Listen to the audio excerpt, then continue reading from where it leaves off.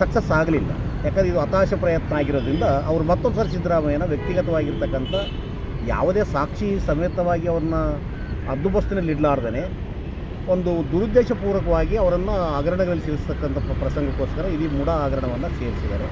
ಮುಡಾ ಹಗರಣಕ್ಕೆ ಸಂಬಂಧಪಟ್ಟಂಗೆ ಏನಾದರೂ ಸಣ್ಣ ಪುಟ್ಟ ತಪ್ಪುಗಳಾಗಿದ್ದರೆ ಅದರಲ್ಲಿ ಎಷ್ಟು ಜನ ಅಧಿಕಾರಿಗಳು ತಪ್ಪು ಮಾಡಿದ್ದಾರೆ, ಅದು ಯಾವ್ಯಾವ ಕಾಲದಲ್ಲಿ ಯಾರ್ಯಾರು ಅಧಿಕಾರದಲ್ಲಿದ್ದರು, ಅವಾಗ ಸಿ ಎಮ್ ಯಾರಿದ್ದರು, ಅಧಿಕಾರದಲ್ಲಿರ್ತಕ್ಕಂಥವ್ರನ್ನ ಬಿಟ್ಟು ಸಿ ಎಮ್ ಅವರು ಅವಾಗ ಸಿದ್ದರಾಮಯ್ಯನವರು ವಿಶೇಷವಾಗಿ ಆ ಸಂದರ್ಭದಲ್ಲಿ ಪ್ರತಿಭಟನೆ. ಇಡೀ ಕರ್ನಾಟಕದಲ್ಲಿ ಎಲ್ಲ ಜನ ಸಮುದಾಯಗಳು ಸಿದ್ದರಾಮಯ್ಯಗೆ ಆಗಿರ್ತಕ್ಕಂಥ ಅವಮಾನವನ್ನು ವ್ಯಕ್ತಿಗತವಾಗಿ ಅದು ಸಿದ್ದರಾಮಯ್ಯಗೆ ಆಗಿರ್ತಕ್ಕಂಥ ಅವಮಾನ ಅಂತ ಭಾವಿಸಿಲ್ಲ, ಅದು ಸಂವಿಧಾನಕ್ಕಾಗಿರ್ತಕ್ಕಂಥ ಅವಮಾನ ಅಂತ ಭಾವಿಸಿರೋದ್ರಿಂದ ಇಡೀ ರಾಜ್ಯದಲ್ಲಿ ಇವತ್ತು ದೊಡ್ಡ ಮಟ್ಟದ ಪ್ರತಿಭಟನೆ ಆಗ್ತಾಯಿದೆ.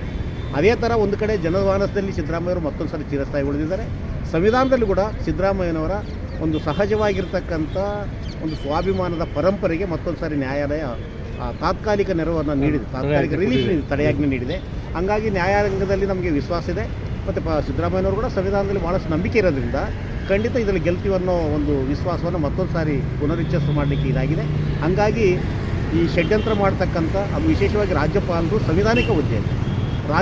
ಸಂವಿಧಾನಿಕ ಹುದ್ದೆಯನ್ನು ಸಮರ್ಥವಾಗಿ ನಿಭಾಯಿಸಲಾರ್ದೇ ಇವತ್ತು ಸನಾತನವಾದಿಗಳ ಒಂದು ಕುಟೀರವನ್ನಾಗಿ ಪರಿವರ್ತಿಸತಕ್ಕಂಥ ಕುತಂತ್ರ ಮತ್ತೊಂದು ಸಾರಿ ನ್ಯಾಯಾಂಗದ ಮೂಲಕ ಇವತ್ತು ಬಟ್ಟ ಬಯಲಾಗಿದೆ. ಹಂಗಾಗಿ ಸಿದ್ದರಾಮಯ್ಯನವರು ಸಂವಿಧಾನಿಕವಾಗಿ ಗೆಲುವನ್ನು ಸಾಧಿಸಿದರೆ ಈ ಗೆಲುವು ಜನರ ಗೆಲುವು, ಸಂವಿಧಾನದ ಗೆಲುವು ಅಂತ ನಾನು ಈಗ ಆರೋಪಗಳಲ್ಲಿ ಪುರಾವೆಗಳಿದ್ದರೆ ಖಂಡಿತ ಸಿದ್ದರಾಮಯ್ಯನವನ್ನು ನ್ಯಾಯಾಂಗದ ಮೂಲಕ ಒಂದು ಶಿಕ್ಷೆ ಕೊಡಿಸ್ತಕ್ಕಂಥ ಪರಿಹಾರ ಮಾಡ್ಬೋದು. ಕನಿಷ್ಠ ತನಿಖೆ ಆದೇಶ ಮಾಡಬೇಕಾಗಿದ್ದು ಕೂಡ ಯಾವುದೇ ಸಂಬಂಧಪಟ್ಟಿರ್ತಕ್ಕಂಥ ಪೊಲೀಸ್ ಅಧಿಕಾರಿಗಳು ಅಥವಾ ಲೋಕಾಯುಕ್ತರು ಈ ಪ್ರಕರಣಕ್ಕೆ ಸಂಬಂಧಪಟ್ಟಿಗೆ ಅವ್ರು ತನಿಖೆ ಮಾಡಬೇಕನ್ನೋ ಶಿಫಾರಸನ್ನು ಅಥವಾ ಪ್ರಸ್ತಾವನೆಯನ್ನು ಕೊಡಬೇಕಾಗಿದೆ. ಅದು ಯಾವುದೇ ಪ್ರಸ್ತಾವನೆ ಕೊಡಲಾರ್ದೇ ಕೇವಲ ಒಬ್ಬ ಸಾಮಾಜಿಕ ಕಾರ್ಯಕರ್ತರು ಅವ್ರ ಮೇಲೆ ದೂರು ಕೊಟ್ಟಿದ್ದಾರಂದಾಗ ರಾಜಕೀಯ ಪ್ರೇರಿತವಾಗಿರ್ತಕ್ಕಂಥ BJP ಬೇರೆ ಬೇರೆ ಸಾಮಾಜಿಕ ಕಾರ್ಯಕರ್ತರ ಮೂಲಕ ದೂರನ್ನು ದಾಖಲಿಸೋದ್ರ ಮೂಲಕ ಸಂವಿಧಾನವನ್ನು ದುರುಪಯೋಗ ಮಾಡ್ತಕ್ಕಂಥ ಕುತಂತ್ರ ಭಾಳ ಸ್ಪಷ್ಟವಾಗಿ ಜನರಿಗೆ ಅರ್ಥ ಆಗಿದೆ. ಮತ್ತೊಂದು ಸಲ ಸೋತಿದ್ದಾರೆ ಅವರು. ಕನಿಷ್ಠ ಈ ವೈಫಲ್ಯದಿಂದಾದರೂ BJP ಅರ್ಥ ಮಾಡ್ಕೋಬೇಕು. ವೃಥಾ ಪ್ರಯತ್ನಗಳನ್ನು ಯಾವುದೇ ಆಧಾರರಹಿತವಾಗಿರ್ತಕ್ಕಂಥ ಆರೋಪಗಳನ್ನಿಟ್ಟುಕೊಂಡು ಯಾವುದೇ ವ್ಯಕ್ತಿಯನ್ನು ನಾವು ಮಣಿಸಲಿಕ್ಕೆ ಆಗಂಗಿಲ್ಲ ಅನ್ನೋದು ಕೇಂದ್ರ ಸರ್ಕಾರ ಮತ್ತು ಇಲ್ಲಿರ್ತಕ್ಕಂಥ ರಾಜ್ಯ ಪ್ರತಿಪಕ್ಷ ನಾಯಕರಿಗೆ ಅರ್ಥ ಆಗಬೇಕಾಗಿದೆ. ಆ ಹಿನ್ನೆಲೆಯಲ್ಲಿ ಸಿದ್ದರಾಮಯ್ಯವ್ರಿಗೂ ನ್ಯಾಯಾಂಗವಾಗಿರ್ತಕ್ಕಂಥ ನೆರವು ಸಿಕ್ಕಿದೆ. ಅದು ಖಂಡಿತ ಸಂವಿಧಾನದ ಗೆಲುವು, ಅದು ಸ್ವಾಭಿಮಾನದ ಗೆಲುವು ಅಂತ ಇವತ್ತು ನಾನು ಭಾಳ ಅತ್ಯಂತ ಸ್ಪಷ್ಟವಾಗಿ ಹೇಳಲಿಕ್ಕೆ ಇಷ್ಟಪಡ್ತೇನೆ.